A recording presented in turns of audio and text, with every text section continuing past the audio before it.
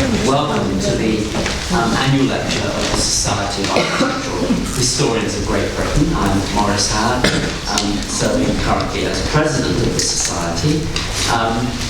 It's been a very good year for us. Many of you here were at our very successful conference in Cheltenham and Gloucester. And I can hope that we all enjoyed the new publication in our portfolio, The Architectural Historian, which replaced our former newsletter.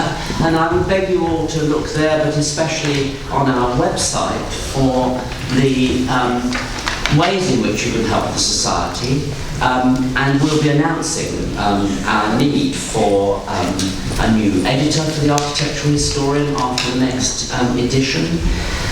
That we will be putting out a call for advertisements for events in the field that we will be welcoming on our site for the first time. And also that we are seeking a conference coordinator for the years to come. So do keep an eye on the SAHGB website and support the Society in every way you can. It's my great pleasure to announce, as we do from time to time, the appointment of an honorary patron member. And I know all of you here will welcome tonight. Sadly, he can't be with us, so there's not a lot of fuss about this, but we'll make a fuss of it. We are giving an honorary patron membership to Naimey, who steered architectural history for decades. We are very sorry that has now come to an end, but we are deeply grateful to him. He remains a great friend of the Society. So let's have a round of applause for him.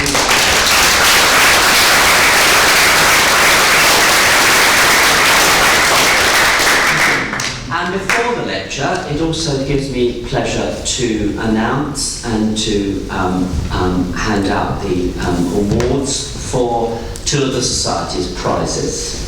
First of all, the Hawksmoor Essay Medal, which is given to scholars at that stage of career when they are studying postgraduate degrees, but also people who have new things to say in an essay form.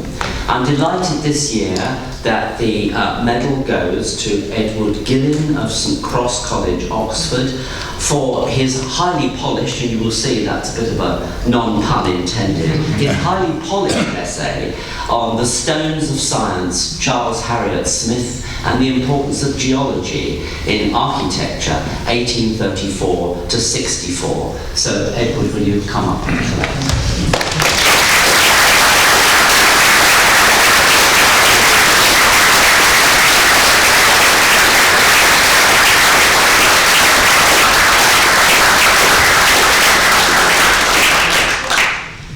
And the Alice Davis Hitchcock Medallion for the best book on architectural history.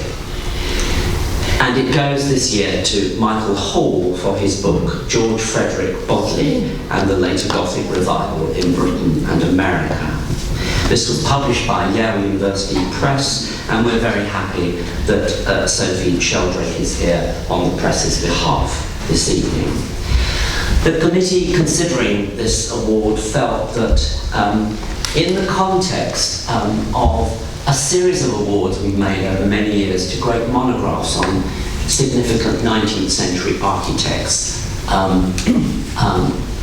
the book on Richard Norman Shaw, our late chairman Colin Cunningham's book in collaboration with Prudence Waterhouse on Waterhouse, have set a standard, a kind of benchmark that scholars now seek to emulate, and this book certainly does. And it has a particular distinction because the committee felt that in the light of the fact that this particular great architect is not somebody with a very directly related substantial archive like other architects have, that the amount of primary research in other areas to put together a great piece of 19th century history and architecture was an especially distinguished achievement.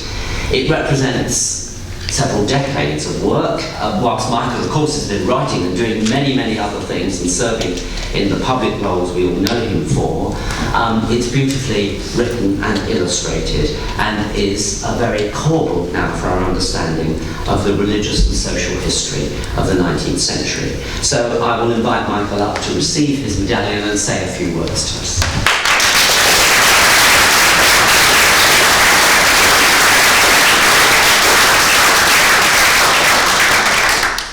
Well, I don't know why Edward is let off without having to say anything. I'd asked to make a few words. But, of course, I'm very grateful for the opportunity to say thank you very much indeed to Maurice for his kind words, and thank you very much indeed to the Society for this very great honour.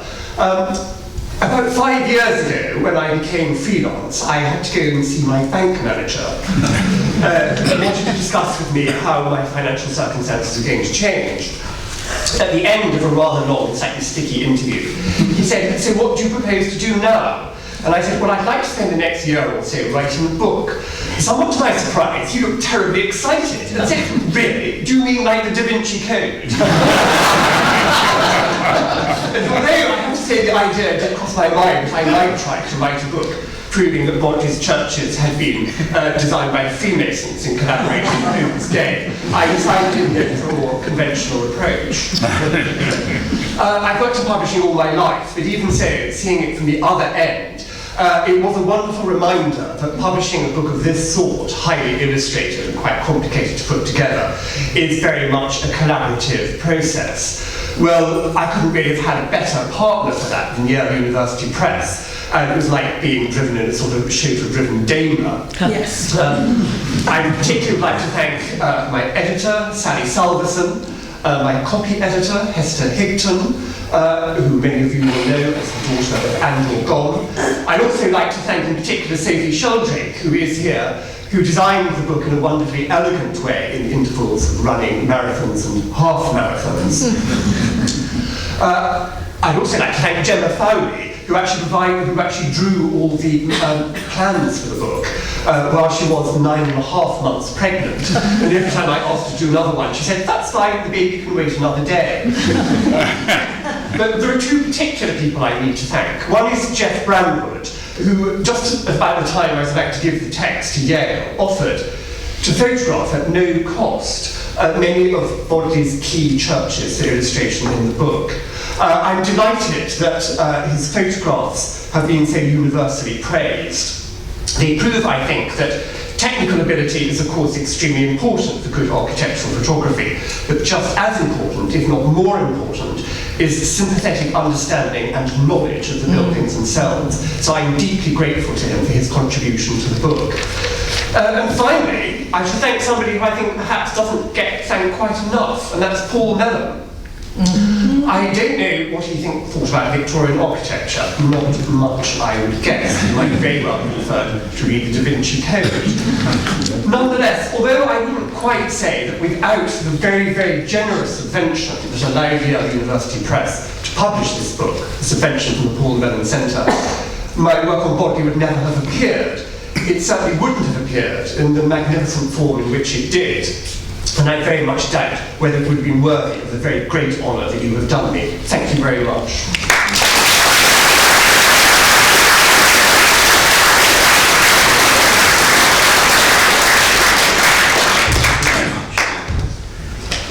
And so we turn to the Society's annual lecture for 2015, and I'm delighted tonight to welcome Deborah Howard, my relative in the cause of architectural history, if not in any other obvious sense.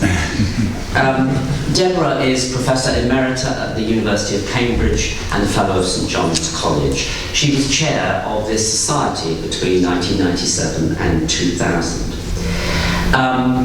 Among her books are included her work on Renaissance Scotland, the book Scottish Architecture from Reformation to Restoration, but of course it is with her great series of books on Venice, covering aspects of Venetian life, art and culture through architecture and the applied and visual arts more generally, that we celebrate the great contribution she has made.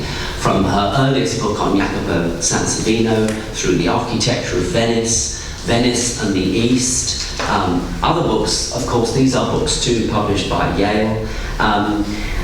Venice Disputed, study of the key work and key place of Marcantonio Barbaro in the history of architectural patronage in Venice in the Renaissance, and also her collaborative work with Laura Moretti on sound and space in Renaissance Venice, a great work which sought out to try and see how works were planned, great buildings of architecture were planned with consideration of their needs for music and celebration of religion in Venice in the late medieval and Renaissance periods. Her title tonight is The Old, the Antique and the Venerable in Venetian Architecture. So with great warmth, Deborah, over to you.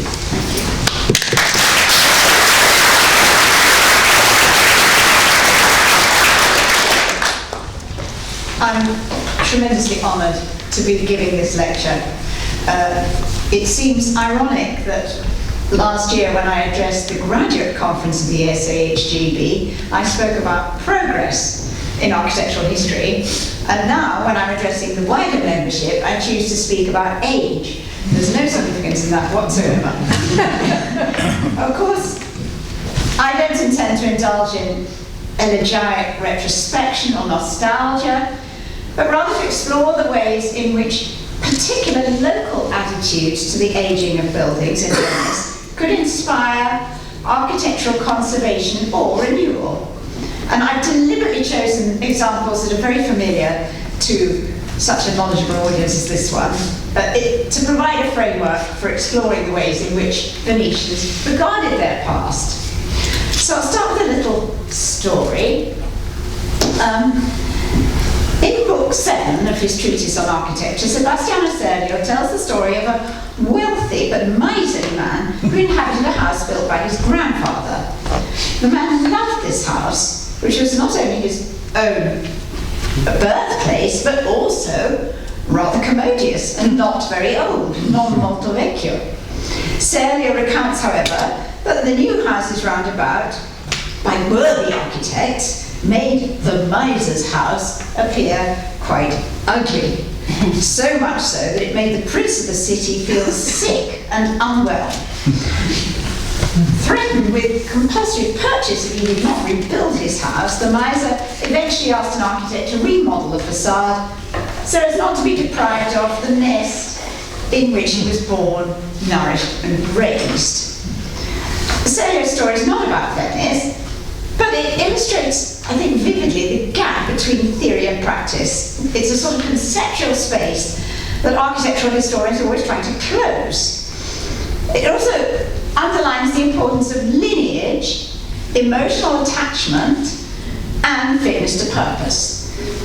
So this evening I'm going to argue that in Renaissance Venice, the respect for certain kinds of historic buildings acted independently of the ideals of architectural treatises and gave particular impetus to design decisions.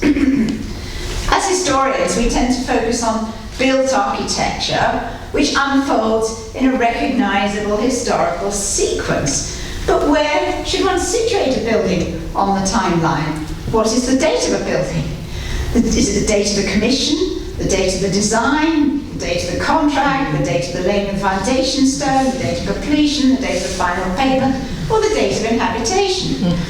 A long time, sometimes a very long time, could elapse between commission and completion.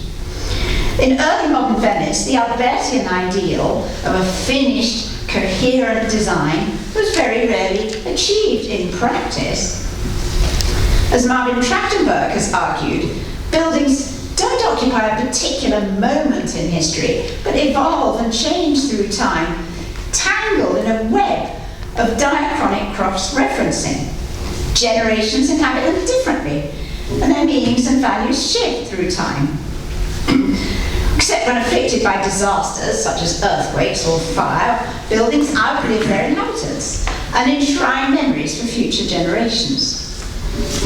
The analysis of preservation in Venice usually begins with Ruskin. But I'm going to suggest that a sensibility towards historical structures already existed in Venice centuries earlier. It was around 1500 that the Venetian Republic made the transition from medieval ecclesiastical time, measured by the bells that told the hours of the liturgical day on the Campanile di San Marco, to modern scientific time, symbolized by the erection of the nearby Torre dell'Orologio.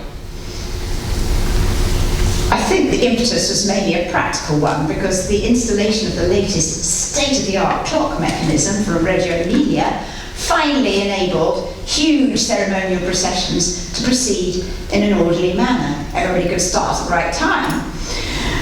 But in a poetic and probably accidental coincidence, the shadow of the Campanile falls across the Torre dell'Orologio at noon, like a gnomon, pointing to the modernity of the future.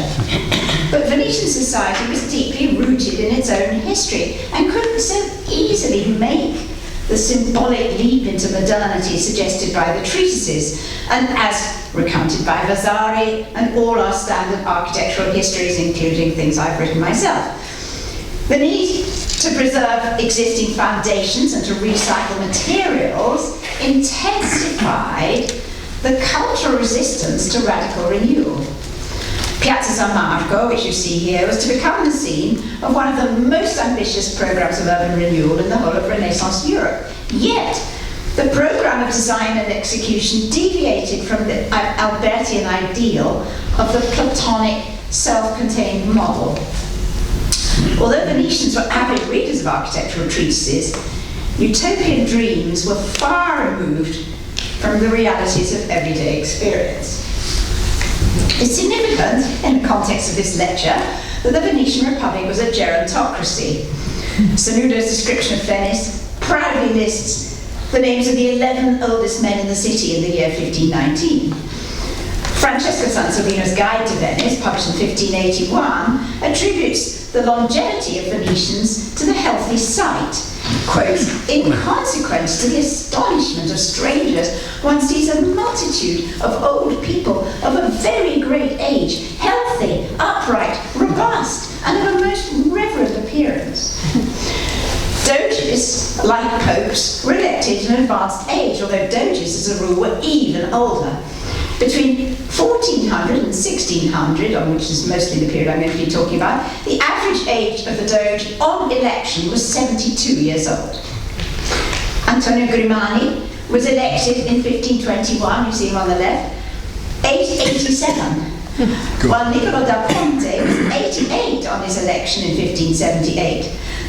Da Ponte was so elderly that a special padded support and a rope had to be added to the ducal throne to keep him upright until his death at the age of 94. Artists, too, lived to a great age. Titian's date of birth is still uncertain, but he was around 88 at the time of his death from the plague in 1576. His death certificate gives his age as 103.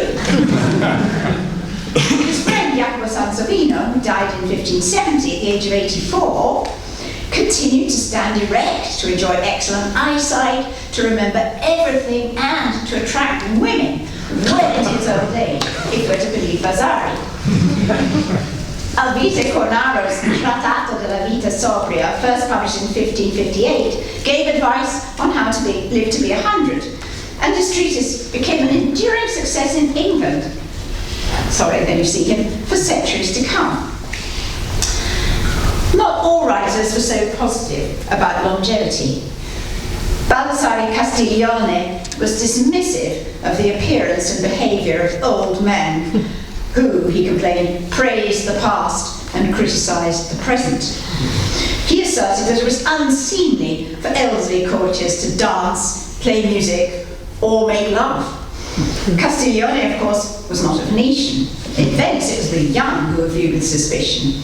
The great 14th century Doge Andrea Dandolo was first elected in 1339 at the age of 30, but was persuaded to cede to an older candidate of 76. Only when re-elected 3 years later was he finally allowed to keep the throne. The three adjectives on which I've chosen to focus this lecture, the old, the antique and the venerable, were also adjectives that were applied to people. Buildings age just as people do, though at a different pace, and their character and condition can arouse positive or negative emotions just like human beings. Buildings not only convey ideas and values to the public, but also interact with each other. Not for nothing did Zerlio, on the text beside this famous illustration, compare the styles of buildings to the characters in a play. So we start with the old. In Venice, the word vecchio could have positive connotations, but only in a few very specific circumstances. The oldest families in the ruling nobility, such as the Cornair, call themselves case vecchie because they claim origins dating back to Roman times, whereas the case giovani or corti, such as the equally eminent Grimani, were considered to be of only slightly more recent origin. More complex, though using similar language, was the 16th century division of the Venetian nobility into political factions known as the Vecchi and the Giovani. This is extraordinarily complex, and to simplify it very drastically, the Vecchi were politically conservative with allegiances to the church, but artistically more innovative, and on the other hand, the Giovani were politically radical and strongly opposed to the papacy, but austere and conservative in their cultural tastes. In the case of these delineations within the ranks of the nobility, the adjectives vecchio and giovane were relative terms rather than value judgments. And in terms of buildings, vecchio and nuovo were similarly used to distinguish relative age. Just as we have the Old and the New Testament, for example. The north wing, on the north side of Piazza San Marco, which is the one at the back here, we call the Procuratie Vecchie to distinguish it from the newer Procuratie Nuove on the south. But in the period I'm going to be talking about, before the start of the south wing in 1588, these were the Case Nuove della Procuratia, contrast the older wing opposite, as we'll see in a minute. In general, though, in Venice, as elsewhere in Italy, the adjective vecchio, whether applied to buildings, things, or people, had pejorative connotations. Apart from absolute or relative age, vecchio embodied elements of decay. In household inventories, the word vecchio was interchangeable with usado or even triste to describe an object that was worn and of little value.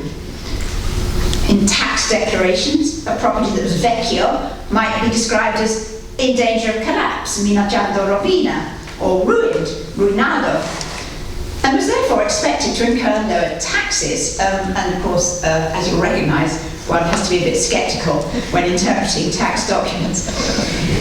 In terms of people, vecchio implied long-established habits, old-style behaviour, outmoded appearance, entrenched attitudes, as well as weakness and senility. The word vecchio was not a compliment, just as nowadays one would always call a person anziano rather than vecchio out of politeness. So, the negative connotations in the word vecchio provided the excuse for architectural renovation. Damp and decay were such perennial problems in Venice that the cost of restoration might be prohibitive. Sorry, I've got mixed up here. That's the decay, and here we come to the problems of decay and damage. When several houses on the north side of Piazza San Marco, here, were damaged by fire in June 1512 in the middle of the wars of the League of Cambrai, a gaping hole in the city centre and the salvaged belongings stacked up in the piazza forced the Procurator of San Marco to reconsider the viability of these old buildings, which were shops and apartments for letting. Already 300 years old, they outlived their useful life, and the capital invested in their reconstruction would bring increased revenues in rent income. So they were so old that they were not worth repairing. In the middle of a disastrous war, the decision was a bold one. As the diarist Sanudo recorded, the new building would be nuovo, bellissimo, and would bring honour to the country. But the manner of execution was prudent and cautious.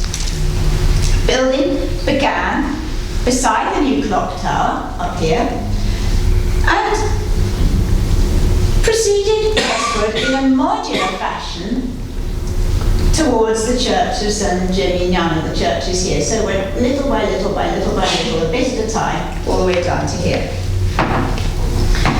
The design was closely based on that of the previous Veneto Byzantine wing, with an additional story to generate extra revenue. Although Sanudo reports that the model was provided by a little-known Tuscan called Il Celestro in 1514, the materials and the articulation were deeply rooted in local tradition. The only obvious concession to current theoretical concerns was the choice of square piers rather than columns to carry the ground floor arcade, as if reflecting Alberti's advice. The building took about 20 years to complete. It was begun by the proto Pietro Bon. He used to be called Bartolomeo, but we now know it was Pietro.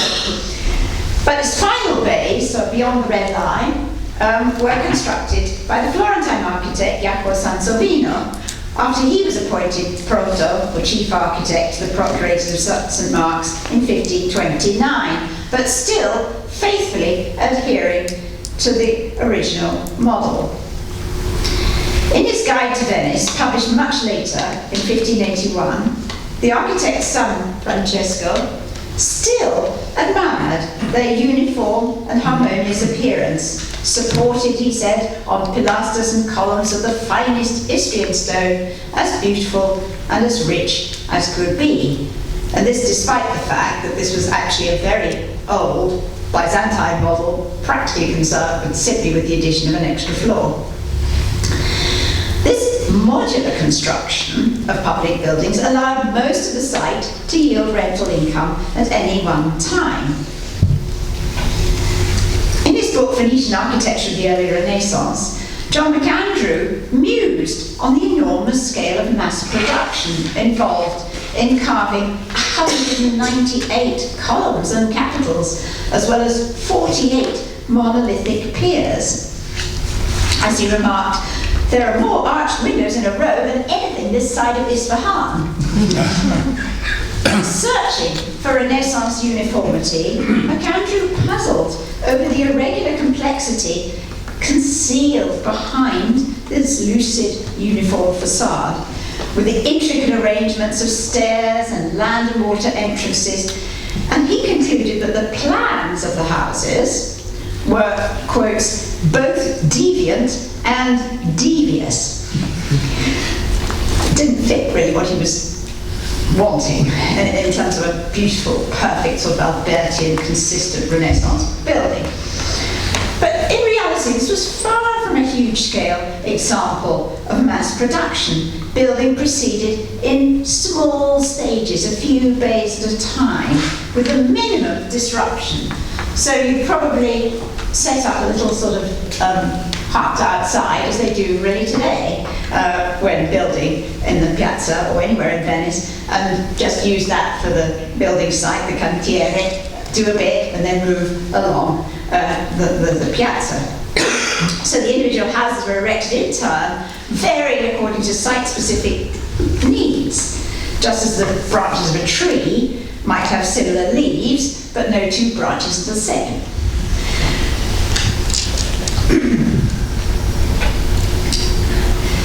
I'm sorry that when I shifted it from my computer to this computer, the lettering slipped a bit. I checked a few of them, but some of them, I don't check more, I'm sorry. By contrast, buildings that were considered to be antico rather than vecchio deserved retention, as we'll see. The buildings we've just been looking at were not considered worthy of repair. They were rebuilt. In human terms, antico referred to people of great age in the positive sense of anziano, as well as to ancestors and to long-established customs. The word embodied a sense of exemplary reality which no longer exists. This meant that the term antico brought associations of lineage, status, and memory rather than of classical antiquity. Patricia Fortini-Brown's rich and original book, Venice and Antiquity, has explored the ways in which antiquarians, writers, and chroniclers articulated Venice's own version of antiquity and integrated it into humanist rhetoric, inscriptions, and works of art.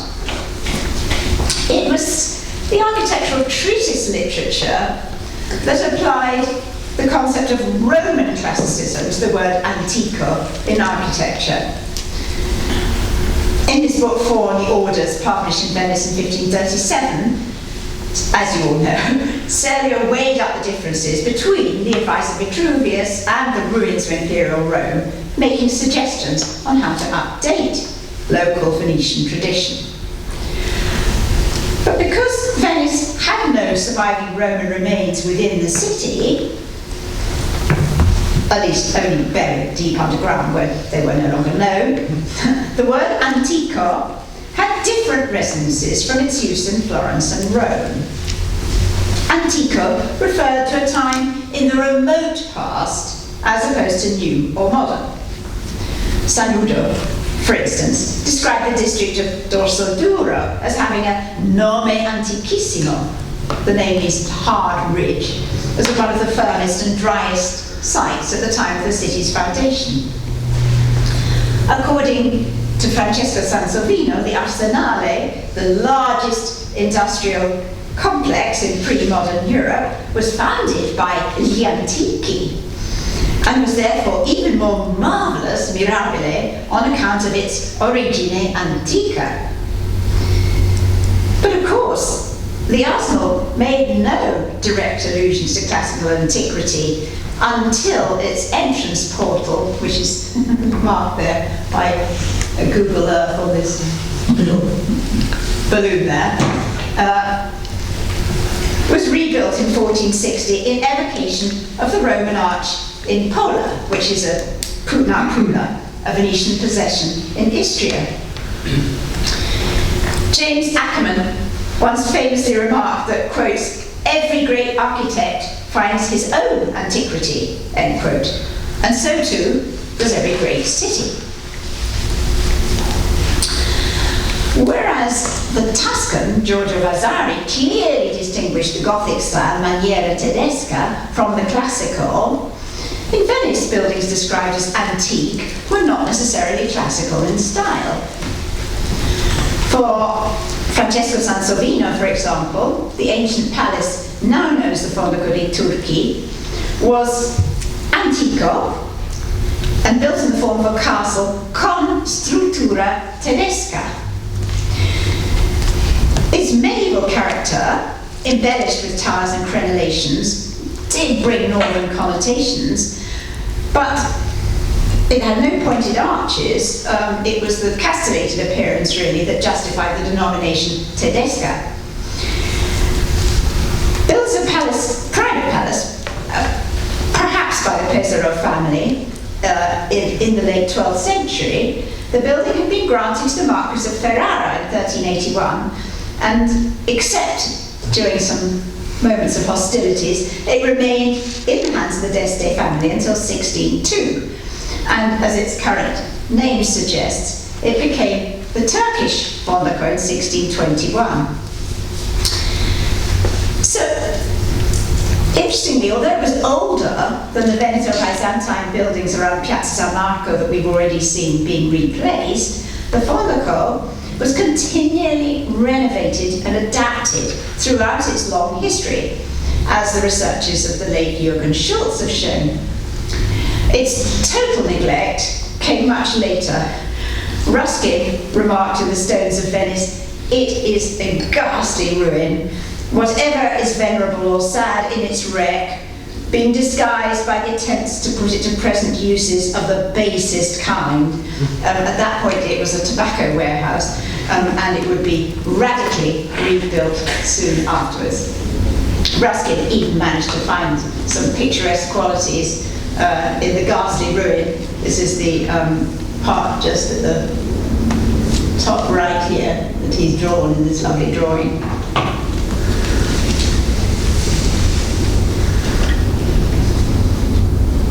Another house, described by Francesco Sanzolino as antico per fabbrica e secondo l'uso tedesco, an antique building in the German style, was Kafolsky, although it was far newer.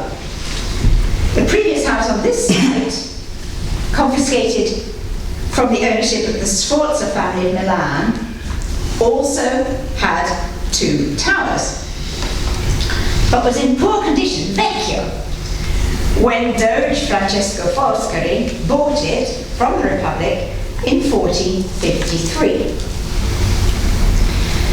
He demolished it within a year and immediately set about building a huge new palace in the Gothic style, sited prominently on the best plot on the Grand Canal with expansive views in both directions.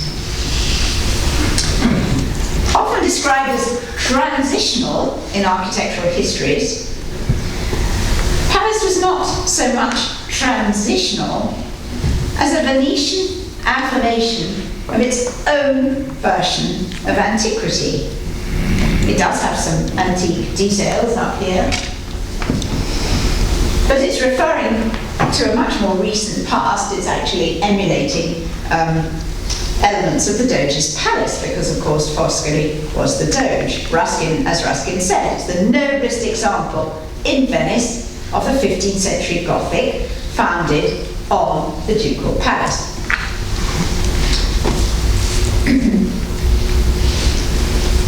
Oh, you see it's closer. These 2 palaces were often commandeered by the Republic to lodge visiting dignitaries. The 11-year-old Galeazzo Maria Sforza, for example, lodged in the palace of the Dukes of Ferrara on his visit to Venice in 1455. This practice continued throughout the Cinquecento, long after the architecture had passed out of fashion, because it was the status and the age of the buildings, rather than their modernity, that gave them prestige. And of course, the other wonderful asset was that their sites involved picturesque waterborne processions along the Grand Canal, as you can see here. The respect for the old and distinguished, antico, as opposed to the old and worn out, vecchio, led to a particular tendency in Venice to complete prominent public buildings in the style in which they'd been begun, even when a considerable time had elapsed since the erection of the original section.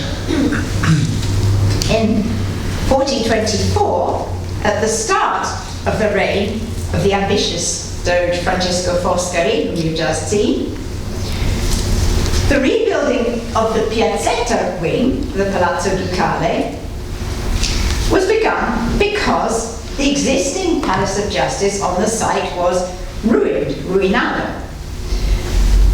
Yet, the style of the exterior exactly replicated that of the south wing, begun more than 80 years earlier in 1341.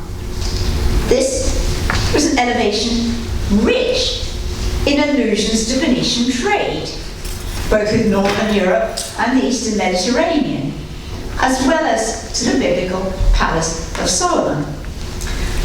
This is complex. I've written a lot about this in my book on Venice and the East, but I will just leave it at that for now. So by this time, the design had had come to symbolise the public face of the Republic, its stability, its status, and its mercantile identity. And so, for the sake of unity, it was simply continued without updating it all the way along the west side. After a long intermission, the remainder of the east wing was completed to the same model in the 1550s. Oh, I'll tell you a two-page, no?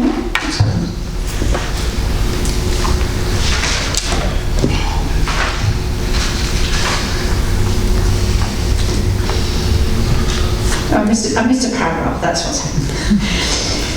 Similarly, when the Doge's residence on the east wing facing the courtyard, which is here, then described as Vecchio, was damaged by fire in 1483, half the range was rebuilt soon afterwards to the designs of Antonio Rizzo, so up till that much. Here, within the courtyard, a loosely classical idiom was adopted, although with Gothic elements, as you can see. Sanudo asserted that the magnificence of the new wing allowed Venetians to be aptly compared to the Romans. So even if to us it doesn't look Roman, at the time, that's the kind of association that it brought. After a long intermission, the remainder of the east wing was completed in the same model in the 1550s, by which time its style would have seemed antiquated. It certainly showed little affinity to Jacopo Sansovino's innovative library, then being erected in the Piazzetta. Sansovino's new buildings outside were far more truly Roman, but within the confines of the ducal palace, uniformity prevailed. The expense of the materials and the fine workmanship were enough to affirm the enduring prestige of both past and future holders of the office of Doge.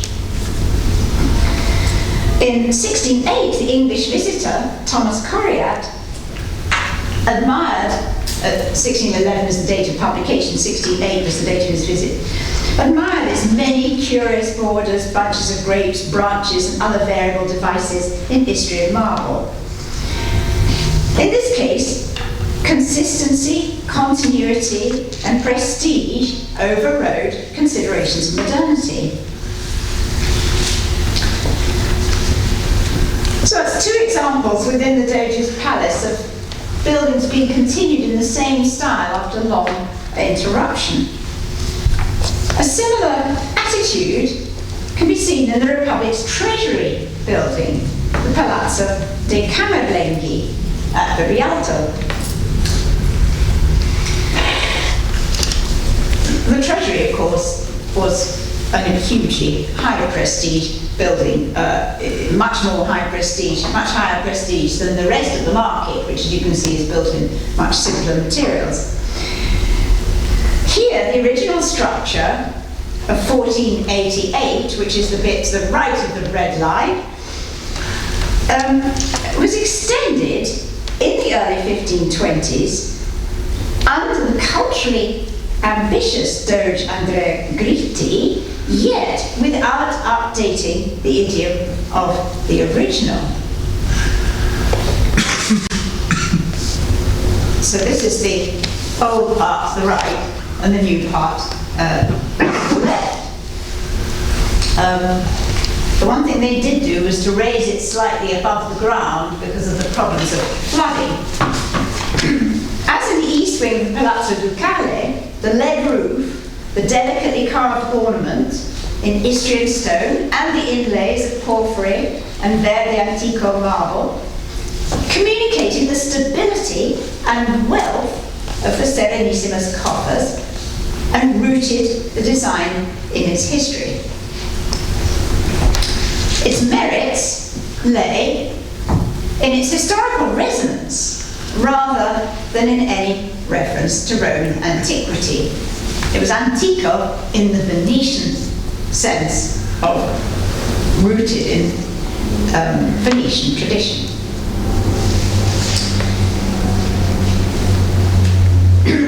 As we can see from Jacopo di Barbari's celebrated woodcut view of 1500, well, you can't see because it's far too small, but you could see if you looked at enlargements, a huge number of Gothic buildings were erected in Venice in the late 14th and 15th centuries.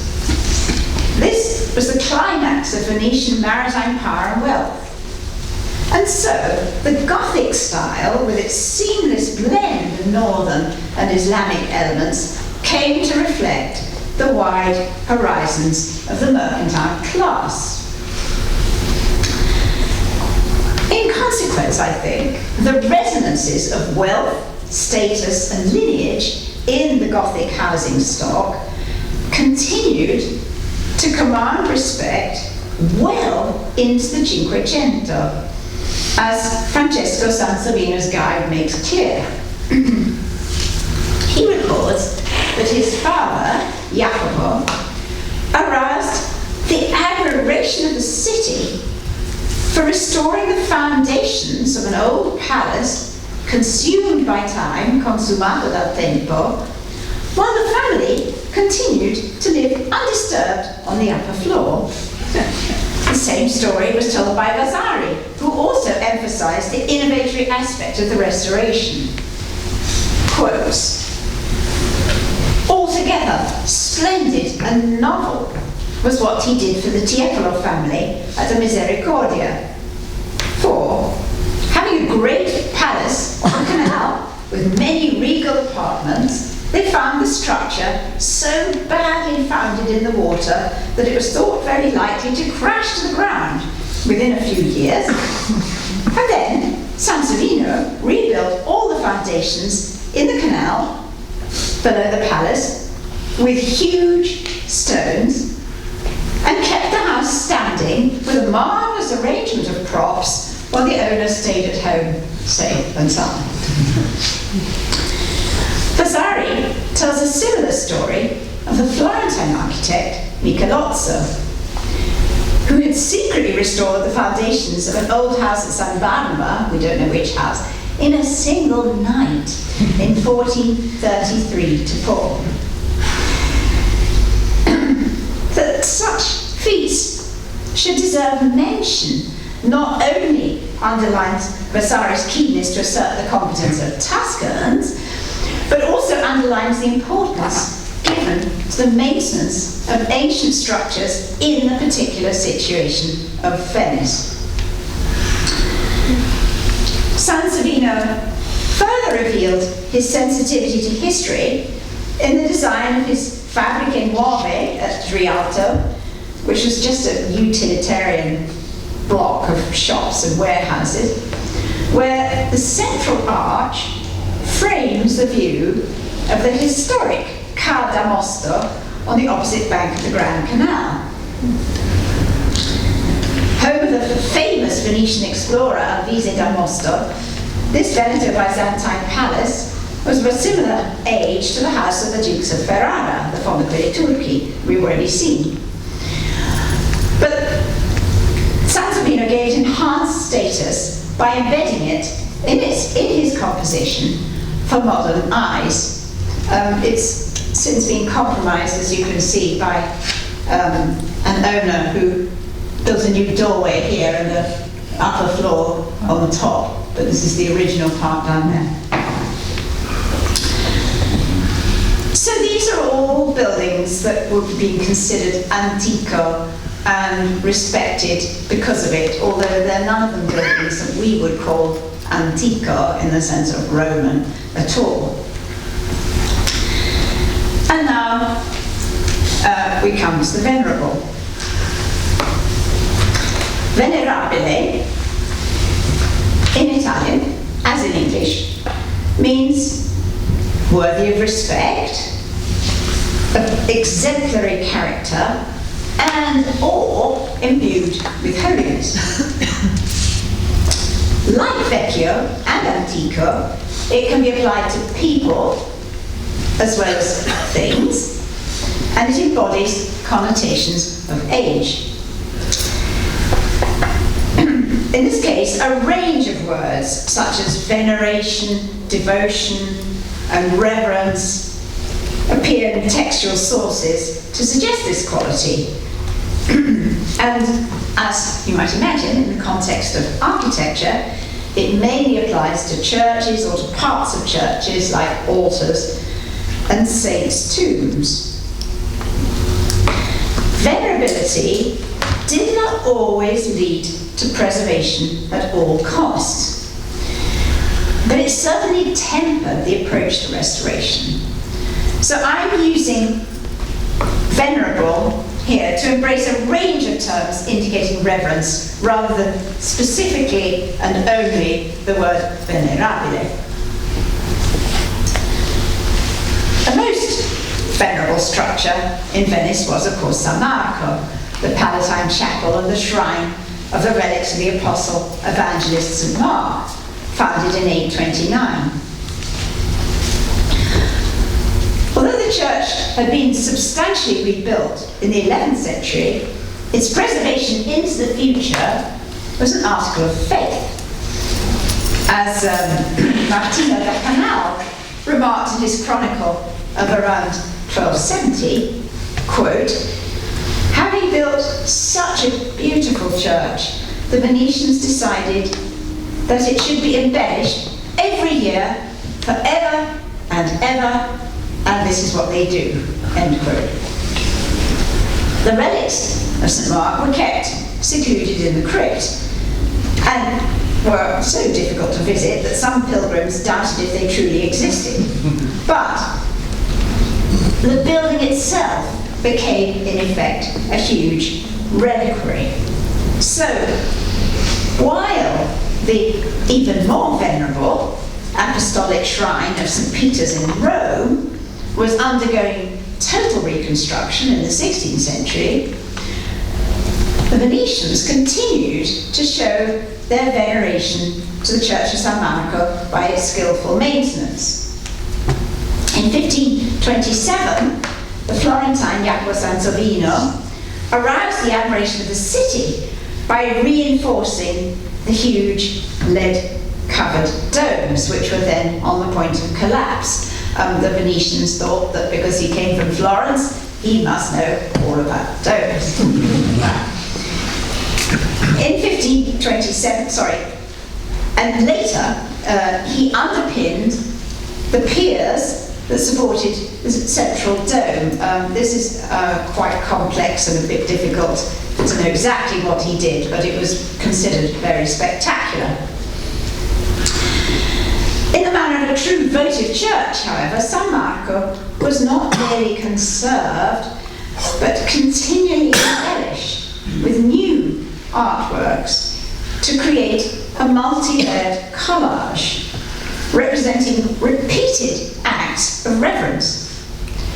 Sansovino himself remodeled the choir for Doge Andrea Gritti, and this is to do with changes in the liturgy, which I'm not going to go into now. And his beautiful sacristy door, on which he spent the second half of his life, more or less, rooted itself in the church's rich iconography by reference to the mosaic of the Doubting Thomas in the nave.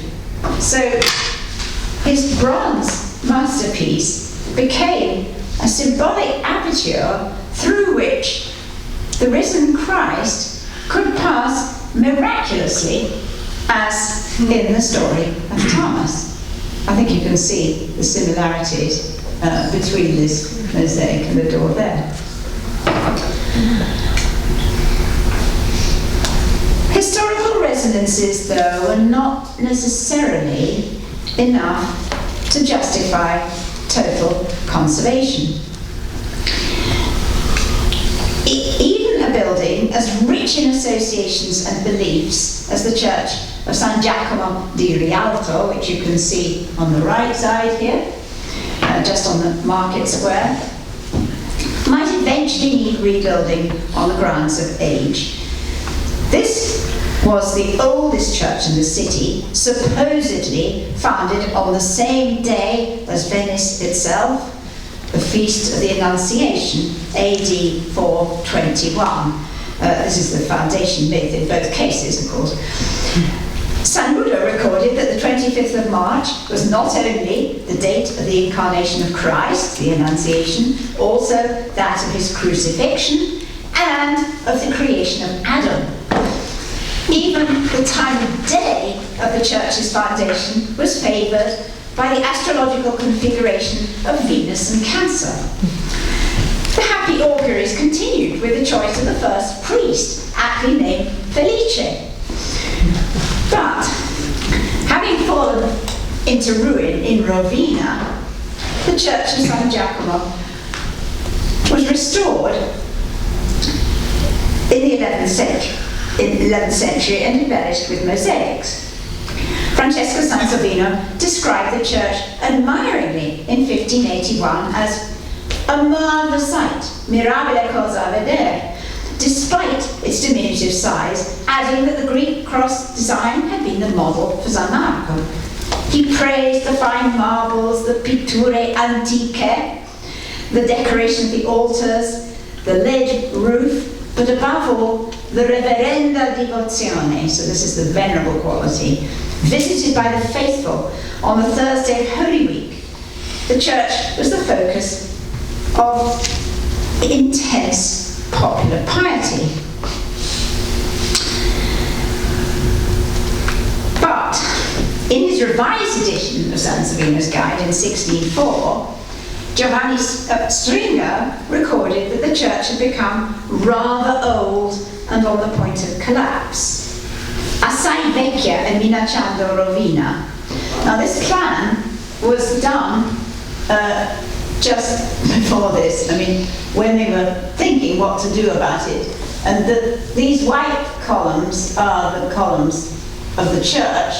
And I think that this, it's not clear exactly what this is, but I think it's some kind of sort of support that was built inside a kind of cage to try and prop the building up.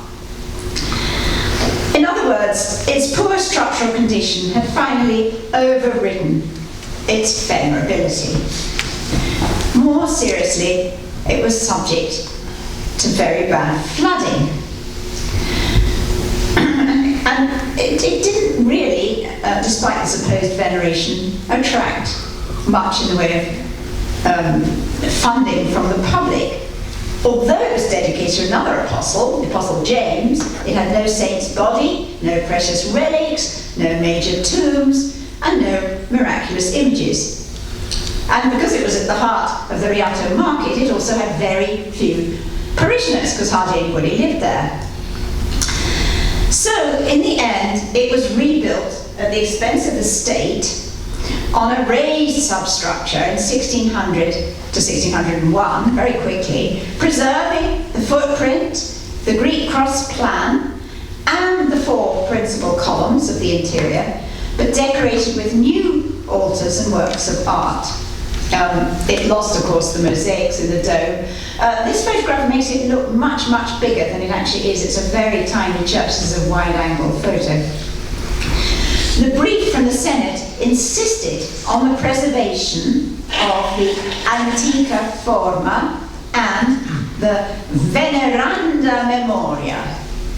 So this is an act of homage. The church is tremendously sacred and important, but they just couldn't keep it upright any longer, so it's rebuilt just a little bit higher up, as near as possible to how it was. Whereas respect was shown to ancient buildings on Venetian soil, this reverence did not necessarily apply to Venetian possessions elsewhere.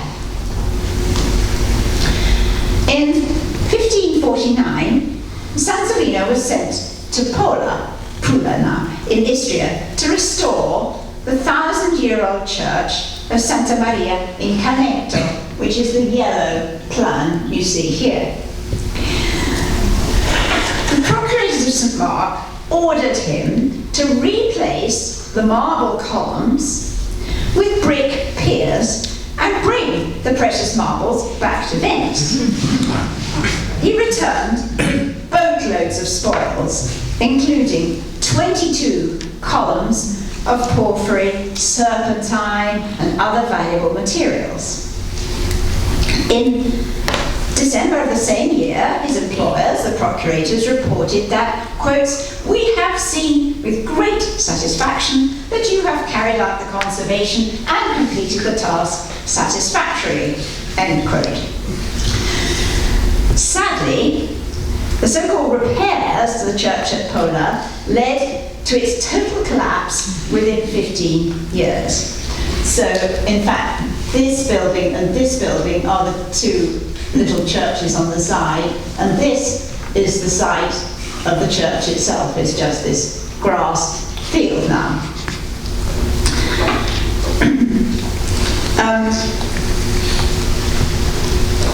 This was not the first example of despoliation of subject territories. In the 1490s, on his visit to Istria, the German pilgrim Arnold van Harth reported that the Doge's palace was said to be entirely built of stones from the old palace in Pola. It seems that Sansovino's dubious intervention in Pola needed some vindication. In 1550, the architect's friend, the poet Pietro Aretino, wrote him a letter to defend the pillaging of the marbles from Pola. I'm certain that Rome, more than any other city, would be happy to see that Pola had been stripped of the miraculous artifice of its marbles with the intention of adorning Venice, her cherished and sacred daughter. Well, this is very odd logic, but this letter was written expressly for publication, as most of Aretino's letters were, and it provided the rhetoric that justified the theft of the marbles from Pola, but it also at the same time provided propaganda for the new Roman classicizing identity that Sansovino was now introducing into Piazza San Marco, as you know very well. So, where does this exploration of terminology leave us? Our discipline of architectural history privileges innovation. As Serio asserted in his fourth book, published in Venice in 1537, quotes, "These days it is novelty which pleases and things that have not been seen before." But Serio saw himself as an educator. He described himself as a professor de arquitectura in one of his copyright requests. This portrait might be Serio, who was a friend of Lotta. Yeah, it might be Serio, but the artist is Lotta. This is by another Bolognese artist that's done at the same time, and it's actually, I think, a design for a tomb, because it's this wonderful tradition in Bologna, as I'm sure you know, of making tombs of professors lecturing to their students. But anyway, it's appropriate for Serio's sort of didactic intention to encourage the Venetian Republic, who was so deeply entrenched in local tradition, to embrace innovation instead. Because in Venice, as we've seen, there was an ingrained tendency to retain established designs and to extend them without updating the original model. With reference to St. Peter's in Rome, Howard Burns has discussed the ways in which artists tried to build against time. That is, to ensure that huge projects would be completed according to their own intentions, even after their own lifetimes. In Venice, the economical method of modular building, as we've seen in Piazza San Marco, helped to ensure this continuity. the 16th century progressed, the impact of printed treatises and the new emphasis on a properly Roman style eventually led to impassioned debates and theoretical reconsideration. So Sansovino, who began the library and got down as far as there, so he did this part, never lived to see it completed to its intended length of 21 bays. He spent the last decade of his life trying to find a new site for the meat market, was here, and not succeeding. But after his death, there was a great argument about how to do it, how to finish them, the buildings, because he intended this to go all the way around, just as this one had gone all the way around in modular fashion. And so, in the end, the procurator's houses were built with an extra story and modified proportions as recommended by Scamozzi. So eventually, the treatises of Palladio 1570 and Scamozzi in 1615 would finally ensure the victory of Roman classicism and steer Venetian tradition in a new direction. Vasari was deeply critical of the conservatism of Venetian buildings, and he praised Sansovino for the introduction of, quotes, new designs with better order and according to the antica disciplina di Vitruvio. Francesco Sansovino described his father's new library as a fabbrica moderna, secondo le regole degli antichi. But its Vitruvian and Roman qualities really reflected the interpretation of the antique promoted in the treatises rather than the local respect for Venice's own ancient but post-classical heritage, as we've seen. Although Venice was extremely proud of its foundation by refugees at the collapse of the Roman Empire, the emulation of Rome was tempered by Venetian resistance to Roman interference in its religion and politics. So their attitude to Rome was always very complicated.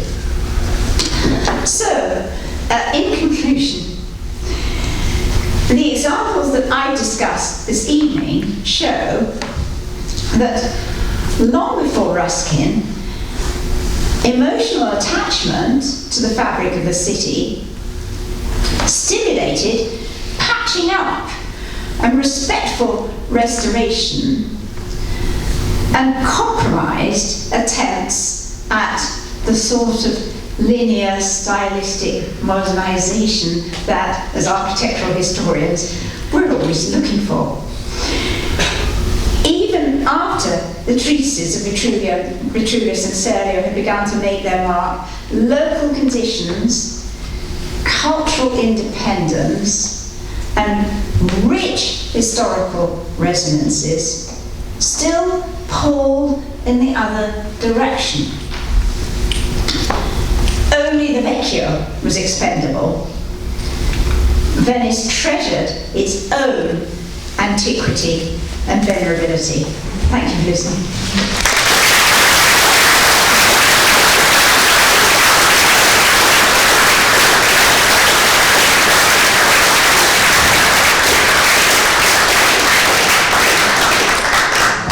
Deborah, thank you very much for that wonderfully illustrated and deeply resonant lecture, giving us so much to think about as we piece together Venice's architectural history.